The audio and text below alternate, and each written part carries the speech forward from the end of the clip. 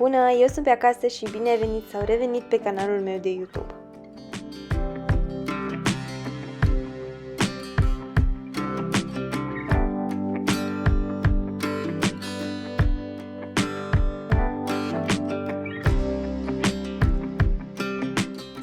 Începem clipul de astăzi prin a vă arăta cum am făcut fileuri de pește. Da.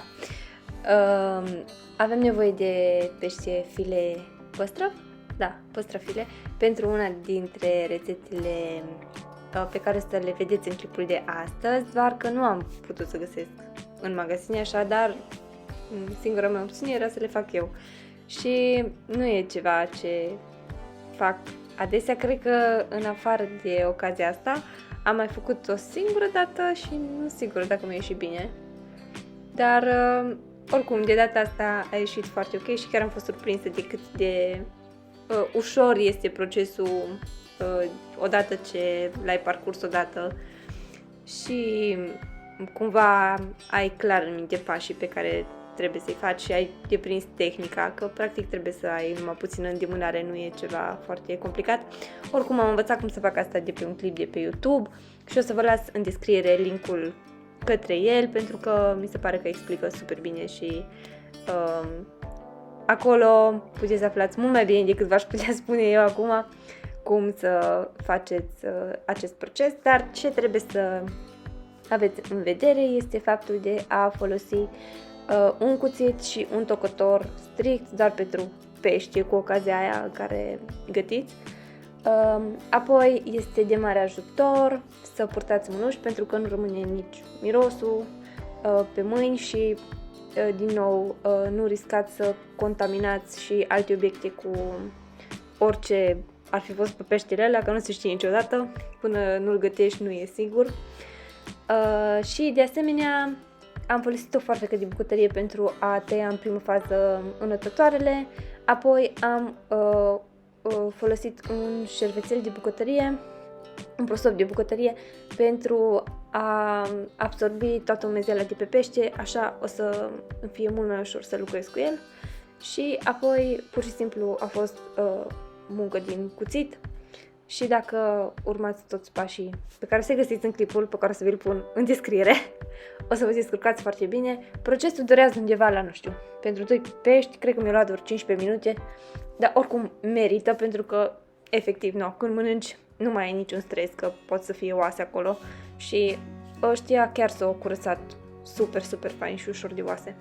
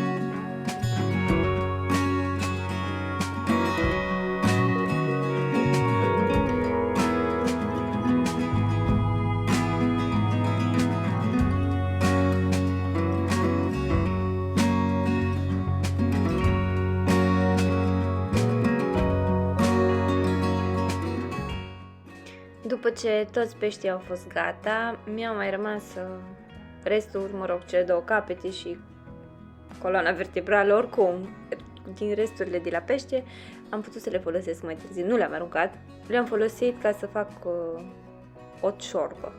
Am vrut să fie un borș de pește, dar nu prea am mai avut gust de pește, cred că era puțin, dar oricum a ieșit o ciorbă bună.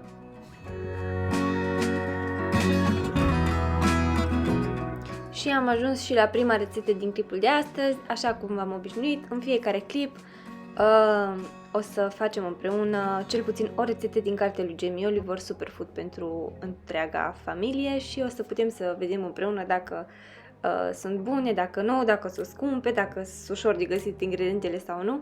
Oricum, rețeta asta, bineînțeles că au avut ingrediente foarte accesibile, după cum se vede, și am folosit cartofi noi, morcovi mici, brocoli tânăr, mazăre congelată, de fapt și morcovii și brocolii mei au fost tot de la congelator, hrean ras pe care eu l-am avut din casă, iaurt natural, lămâie, fileurile de păstrăv, bineînțeles, ulei de măsline, cimbru proaspăt și fulgi de ovăz.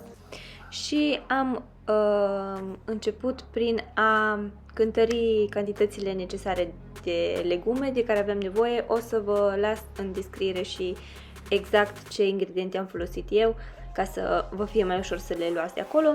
Apoi, într-o apă clocotită, am pus cartofii noi. În rețetă, Jamie spunea să folosești cartofi noi foarte mici, dar eu n-am găsit foarte mici, așa că i-am tăiat în jumătate. Și între timp, cât au fiert ei, m-am apucat să fac iaurtul cu hrean și lămâie, pe care îl recomand foarte mult, pentru că a fost super bun și este super ușor de pregătit și merge grozav de bine cu peștele. Legumele o să se gătească toate în aceeași oală, așadar, înainte cu 8 minute ca cartofii să fie gata, scuze pentru cacofonie, trebuie să adăugați morcovii. Cartofii se fac undeva între 15-20 de minute. Eu acum m-am apucat și de pregătirea peștelui, așadar pe o parte, pe partea fără piele, cu aia încep, am pus sare, piper și ulei și am pus pe o tigaie încinsă, după care pe deasupra am pus frunzelițe de cimbru și ovăz și am lăsat păstrăvul la prăjit undeva la 4-6 minute pe o parte, apoi l-am întors și l-am presat puțin pentru ca ovăsul să se prindă bine de piele.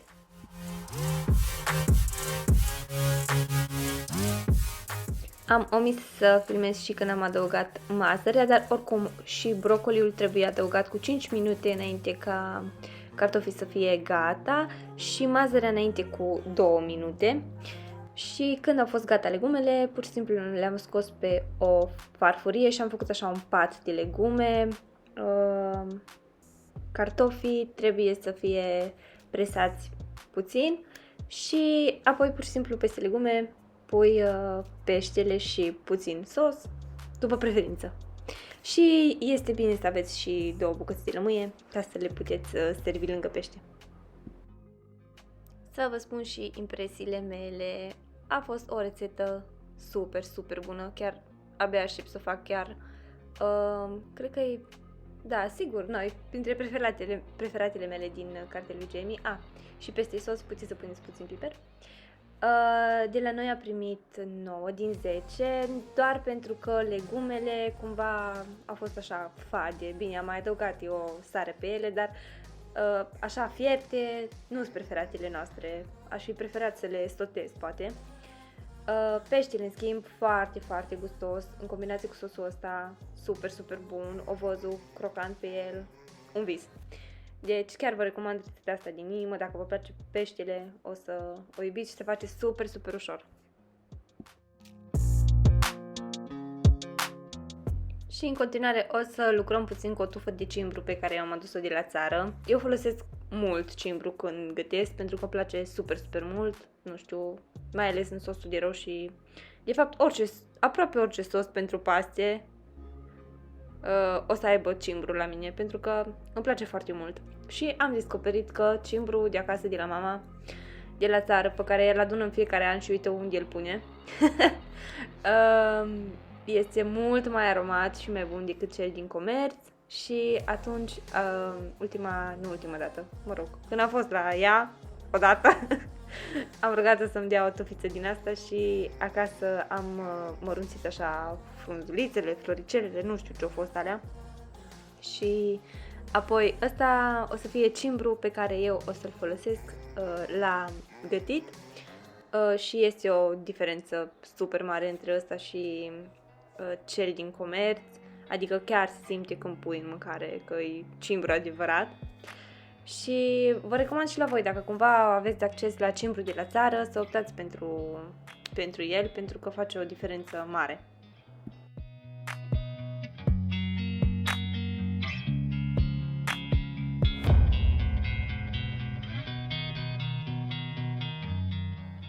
No, bun, și după ce am terminat cu asta, mi-au rămas, bineînțeles, botele de la cimbru, crenguțele, tulpin, cred că le zice. Ok. Și nu am avut nicio idee ce să fac cu ele, așa că am făcut cel mai puțin dureros lucru care mi s-a părut că pot să fac cu ele, adică să le pun la compost. Mie îmi place, când mergem cu regularitate la țară, să adun toate resturile vegetale într-o cutiuță ca asta și apoi când le duc la țară o să poată să fie transformate în compost.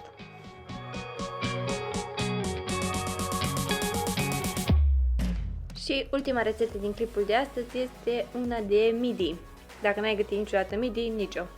Până acum. Oricum, am folosit pesto. O să las link în descriere spre rețeta de pesto pe care am făcut-o tot de la Jamie. Și pe lângă asta am mai folosit felii groase de pâine integrală, dovlecel, roșii sherry, midi. Eu nu am găsit cu cochilie. Am folosit din astea, le-am luat din Lidl, erau la congelator și le-am dezghețat așa puțin sub jet de apă. Și ce am mai folosit? Vin alb, mazăre proaspătă congelată și busuioc proaspăt.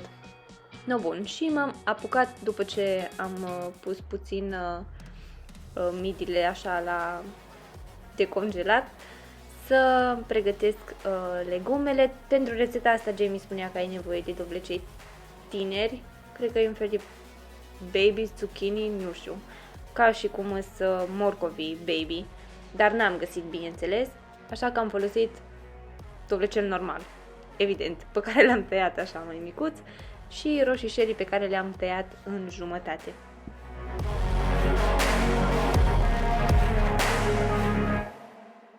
Când legumele au fost gata, am pus pe foc o tigaie, am folosit una din fontă și am rumenit felile de pâine pe o parte și pe cealaltă.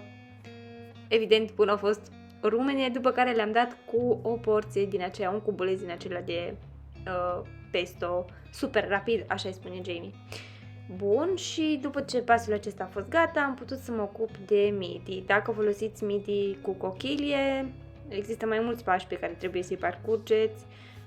La mine a fost suficient să le lăs la dezghețat, să le spăl foarte bine și la unele dintre ele să le scot, aveau ceva urme de bărbi, dar dacă o să căutați cum să le curățați și pe cele din cochilie, o să știți exact despre ce vorbesc. Acolo este un pic mai complicat, deci vă recomand să vedeți un videoclip în sensul ăsta înainte să le faceți. Oricum, într-o tigaie foarte bine încinsă la foc mare, am adăugat midile, o porție de pesto, apoi mazărea, dovlecei, roșiile și 50 de ml de vin alb. Le-am lăsat acoperite vreo 3-4 minute, între timp am amestecat în ele și la final am pus și sare și piper.